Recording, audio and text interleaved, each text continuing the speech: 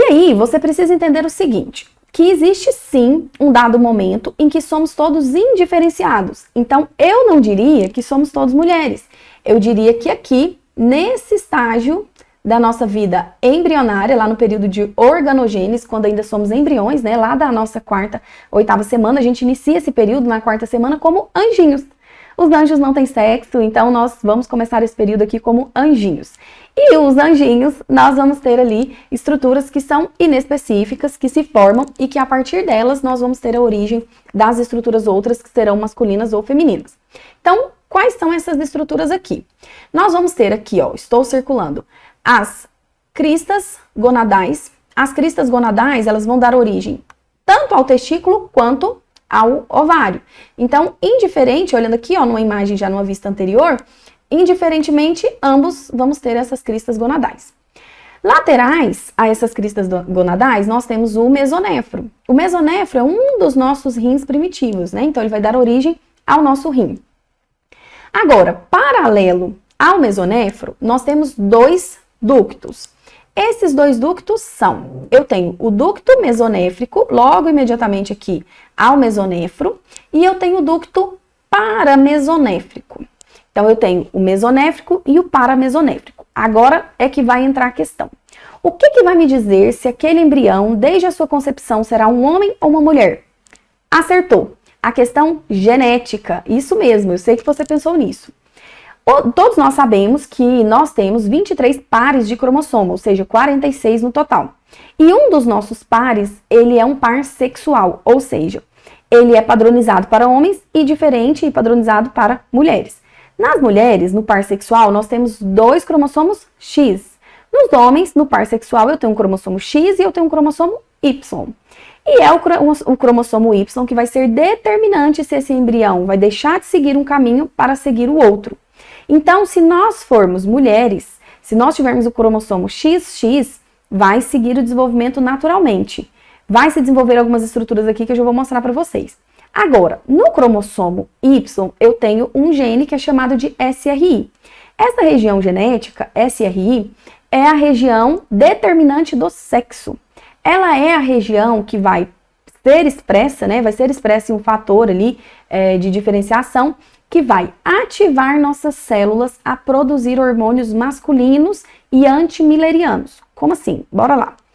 Lembra que lá na aula de sistema reprodutor masculino, se você não viu, eu sugiro que você veja, tá aqui no card ou está aqui embaixo na descrição desse vídeo.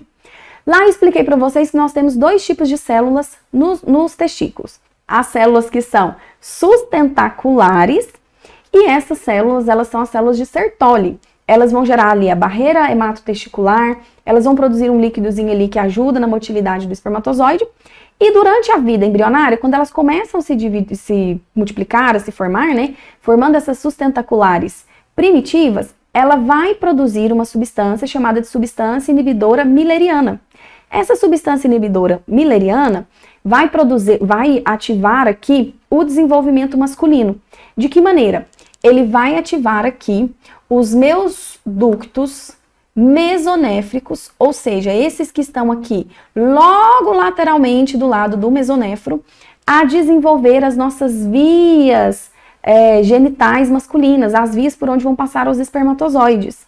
Então, ele vai inibir aqui o crescimento do ducto paramesonéfrico, que ele vai se desenvolver nas mulheres, sem a substância antimileriana, né? Na ausência da substância antimileriana, ele se desenvolve nas mulheres e regride o ducto mesonéfrico, e nos homens acontece o oposto. Vai se desenvolver o ducto mesonéfrico e vai regredir o ducto paramesonéfrico. Então já temos aí 2 estruturas que não são as mesmas em homens e mulheres. Nós temos essas 2 estruturas diferentes.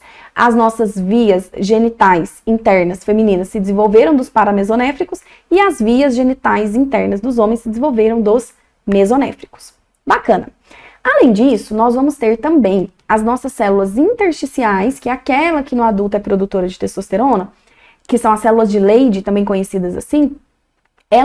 As primitivas, vão produzir a testosterona. A testosterona já começa a agir logo no embrião.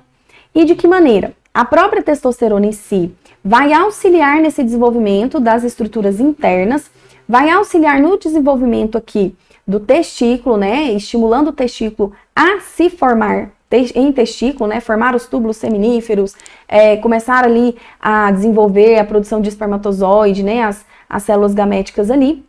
Ela vai também ser convertida em dihidrotestosterona, que vai auxiliar na modificação da genitália externa masculina, e lá no cérebro do bebezinho, do fetinho, né, ela também vai ser convertida ali em estrógeno, que uma pequena parte lá desse estrógeno dentro do sistema nervoso central no cérebro vai desenvolver áreas importantes do cérebro masculino.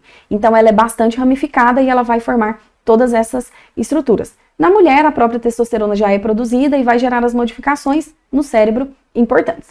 Então, beleza. Saindo aqui de anjinho, o que aconteceu se ele tiver o gene SRY e conseguir aqui se transformar agora num embrião masculinozinho?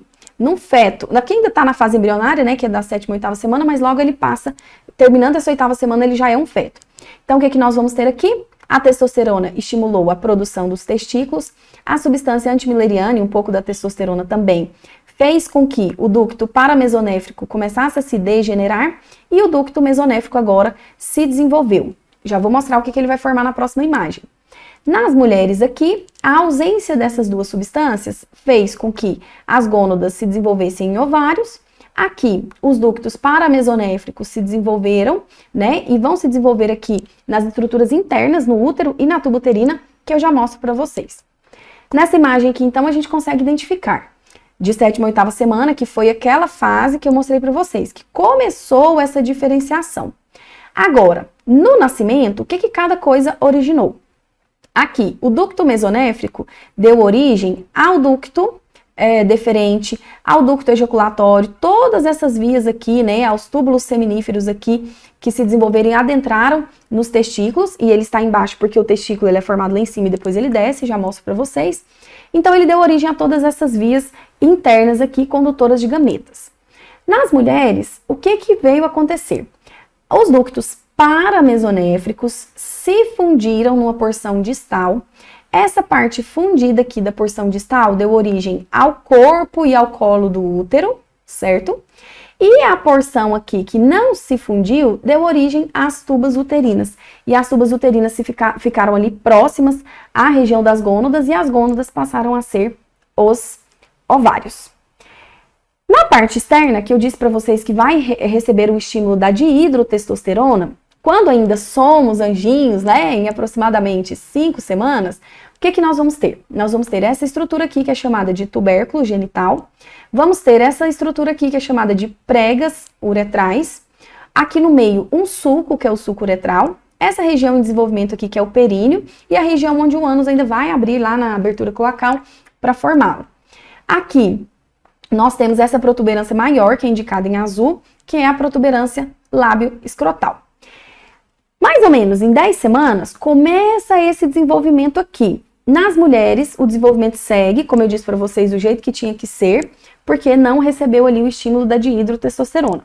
Agora, nos homens, começa já o estímulo dessa dihidrotestosterona e começa a crescer nesse tubérculo genital a glande do pênis, que é a mesma estrutura que vai formar o clitóris nas mulheres.